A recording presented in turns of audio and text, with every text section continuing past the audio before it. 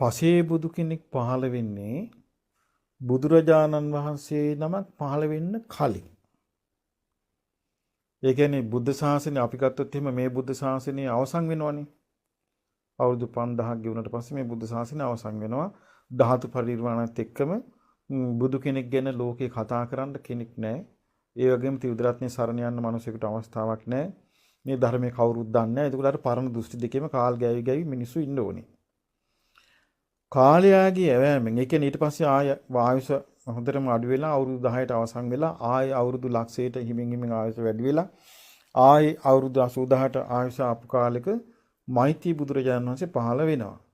මෛත්‍රී බුදුරජාණන් වහන්සේ පහළ වෙන්නේ මේ මහා භද්‍ර කල්පයේමයි. ඒ මෛත්‍රී බුදුරජාණන් වහන්සේ පහළ වෙන්න කලින් මේ ලෝකෙට යන යම්කිසි කාල පරිච්ඡේදයක් එනවා. ඒ කාල පරිච්ඡේදය